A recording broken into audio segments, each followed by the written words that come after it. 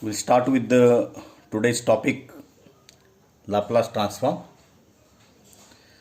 Objectives of the today's topic are: the first objective is to define the Laplace transform, and second objective is to solve the related examples. So we start with the today's discussion on Laplace transform. Basically, Laplace transform is a convenient representation of signals and LTI systems, that is linear time invariant system. And this Laplace transform can be employed for analysis and to obtain valuable insight into behavior of signals and systems. So we'll write the equation. Basically, you can say the definition of the Laplace transform. It is represented by x of s. So s represent the s domain. So this is again the transform which converts the time domain signal into the frequency domain signal. So xs, that is the s domain, that is the complex frequency domain. So Laplace transform converts the time domain signals into the complex frequency domain. Again, the integration is right from minus infinity to plus infinity x of t, that is the time domain signal. It is multiplied by e raised to minus st and integrated then with respect to t, that is dt. So this is the equation of the Laplace transform. Very straightway equation. Nothing is difficult. Integration right from minus infinity to plus infinity. X of t is the time domain signal. E raised to, it is multiplied by e raised to minus st and integrated with time dt. Okay. Let it be equation number 1. Now we'll see one more transform equation, that is the Fourier transform, or you can say the relationship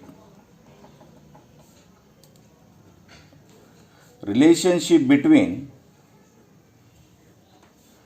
Laplace transform and Fourier transform, EFT.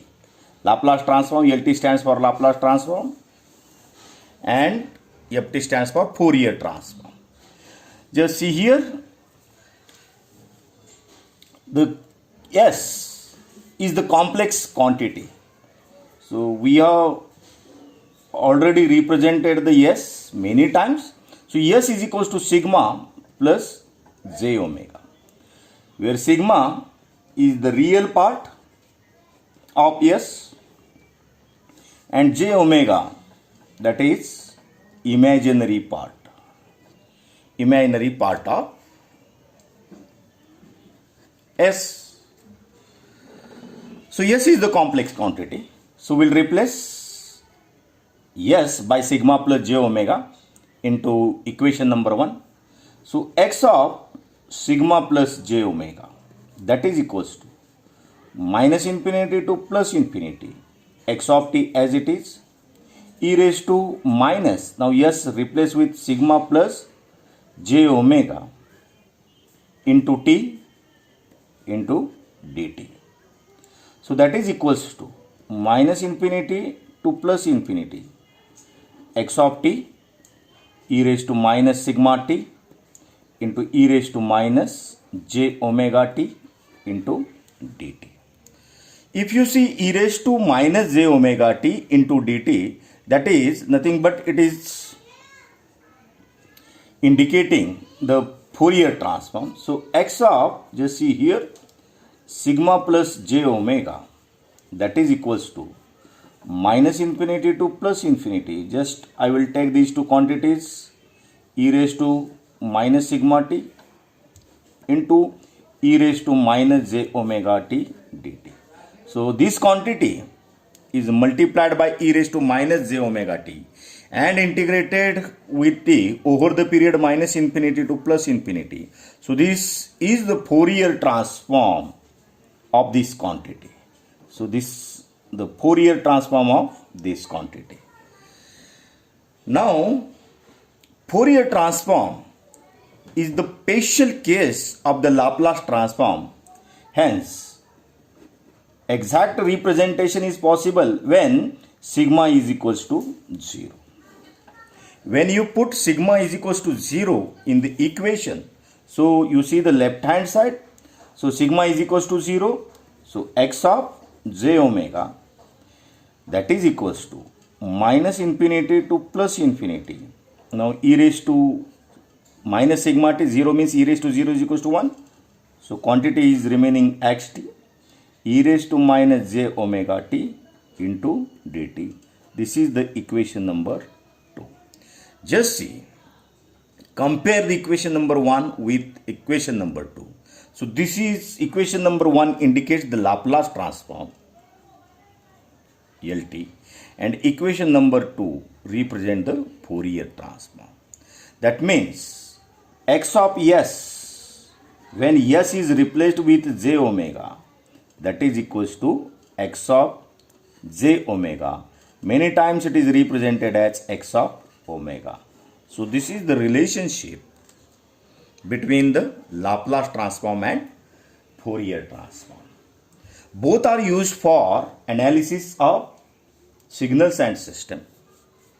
Laplace transform gives valuable insight than Fourier transform. Sigma is, S is the complex quantity. Now,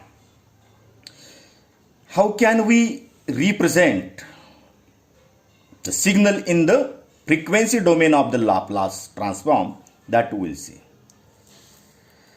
Now just see, yes, the Laplace domain, sometimes it is called as, or frequency domain, that is sigma. This is the x-axis, or you can say sigma is the real axis. And y-axis is represented as j omega. That means yes, sigma is taken on real axis and j omega is taken on y-axis. So s is equals to sigma plus j omega. So this is the 0th point. That is sigma is equals to 0 here. Okay. So this is the right half plane RHP, and this is left half plane. Okay. So this is the Laplace domain.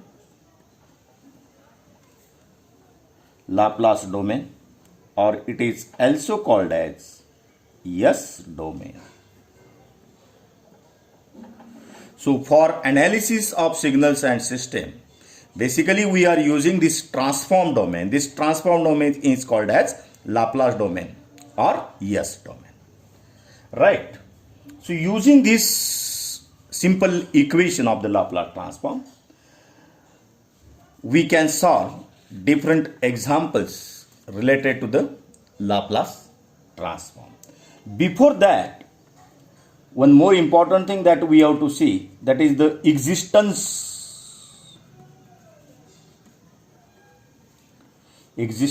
of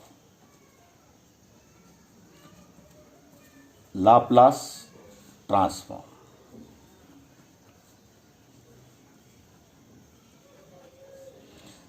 We have seen there are Dirichlet conditions in the Fourier transform to exist. Similarly, in the Laplace transform to exist, so one simple equation that it has to obey, that is the magnitude of, just here we have already seen the equation of the Laplace transform. So certain part from that, minus infinity to plus infinity. Okay. So magnitude of xt into e raised to minus st dt. If this is less than infinity, that means this is integrable or it is finite. The value of this integration is finite. Then you can say the Laplace transform is going to exist. Let it is equals to m. So m is equals to, that is magnitude is equals to, after solving this integration, it should be less than infinity means what? It should be finite. Then you can say the Laplace transform exists. One more important thing related in the discussion of the Laplace transform, that is ROC. Very, very important. What is ROC? Region, its long form. Region of convergence. Region of convergence. Very, very important feature you can say. So what is the ROC? So ROC is the region of convergence where Laplace transform exists. Where Laplace transform exists, or it happens, or it is finite. That means region of convergence is nothing but the range of values of S. ROC again you can say it is indicating the range of values of S for which Laplace transform exists or it is having the finite value. So ROC is the region of convergence. It is the range of values of S where Laplace transform exists or its value is finite. So without ROC, you cannot say something about the Laplace transform. So ROC is to be defined everywhere. Then and then it gives the meaning to the Laplace transform. Now this is the background you can say that is needed to solve certain examples of the Laplace transform. So examples are nothing but, that means the whenever xt is given, that is the time domain signal is given, you are going to convert that time domain signal into the complex frequency domain and you are deciding ROC, region of convergence. Right. So we'll start with first example. Xt is equals to e raised to minus at, standard example, into u of t, where a is real. Find Laplace transform and ROC. So simple example. So we'll start with the equation of the Laplace transform. X of S is equals to minus infinity to plus infinity e raised to minus, xs. So first we'll write the xt there, e raised to minus st into dt. Let it be equation number 1. Now put the value of xt, that is equals to minus infinity to plus infinity e raised to minus at into u of t into e raised to minus st into dt. That is equals to. Now you can combine this as the bases are common. Here base is equals to e, again here base is equals to e. We can add those values. So minus infinity to plus infinity e raised to minus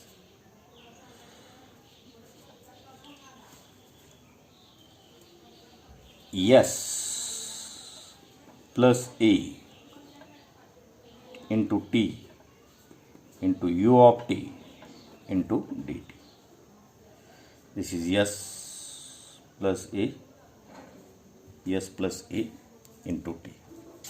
Okay, just for representation we require that. So you can remove ut from this representation. U of t, that is equals to 1 for the values of t greater than or equals to 0. It is equals to 0 elsewhere. Okay, now we can, as we are removing this ut, so definitely the limits of integrations are going to change. 0 to infinity e raised to minus s plus a t into dt. Now you can integrate the value e raised to minus into bracket s plus a into t dt. So simple thing, e raised to minus s plus a into t divided by minus s plus a. The integration is from 0 to infinity. Okay, integration from 0 to infinity. Now we can put the upper limit and lower limit. So that is equals to, just see, e raised to minus s plus a in place of t multiply by infinity divided by minus s plus a. So this minus sign, minus minus become plus. Lower limit is 0, e raised to 0 divided by s plus a. Now this is x of s. So very important discussion regarding ROC has to be required in this case. Now just see, let it be equation number 2. Now just see, when you are putting infinity, so minus infinity and this minus sign. So again you have to consider the values of s plus a. That means this quantity, if the values of s plus a are greater than 0, means what? Positive. So if this is positive term multiplied by plus infinity and then minus sign, so it will become minus infinity. So e raised to minus infinity is equals to 0. Then the value will be finite. If suppose s plus a is less than 0, means negative value. So negative and this negative becomes positive and this will be e raised to infinity. Then it will be infinite value. Hence this value s plus a should be greater than 0. That means positive. Then and then you will get the finite value of this Laplace transform, and that is dealing with the ROC. Means what? I can write like this. Just see the first term, that means e raised to minus s plus a into infinity divided by s plus a, that is equals to x of s plus e raised to 0 s plus a. That means to have this term that is to be finite, we want that is s plus a. The quantity s plus a should be greater than 0, means positive. So when it is positive, then this minus into infinity, this will be minus infinity and it is equals to 0, and this term vanishes and this term will be finite because e raised to 0 is equals to what? 1. So again here we are considering the real part here. So you can say real part of s plus real part of a should be greater than 0. Then real part of s should be greater than, if you take this to this side, real part of a, right?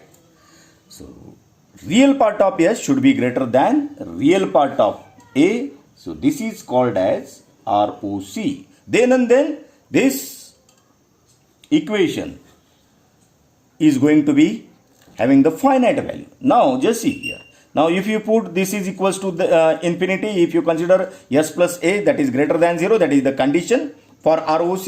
So that is equals to e raised to minus infinity is equals to 0. So this term is going to be 0, and x of s is equals to 1 divided by S plus A. So this is the Laplace transform of the given term, that is xs is equals to 1 divided by S plus A, and ROC you can write just beside to that. ROC is equals to real part of S is greater than minus of real part of A. Right? Now we can write or display the S plane representation of ROC. How the ROC is going to be displayed. So this is sigma, real part. This is j omega, imaginary part. And this is the real part. Now just see here, real part of S, that is S. Now here S plus A. So S plus A should be greater than 0 we are in. So real part of S should be greater than minus of real part of A. So A, this is 0. So minus A somewhere here. So this will be plus A, but real minus of real part of A. So this is on the real axis. So we can say this is the, that means the integration, this Laplace transform is going to exist for real part of S, which is greater than minus of real part of A. So this entire region here, okay, for the values of S greater than minus A. So this is called as ROC. So as it is multiplied with the right-handed sequence, means what? Right-handed sequence means what? U of t, that is the causal signals. Right-handed sequence. For right-handed sequence, you can make a general statement, that is a real part of S should be greater than that of minus of real part of A. So this is ROC. This is the graphical representation of ROC. Thank you.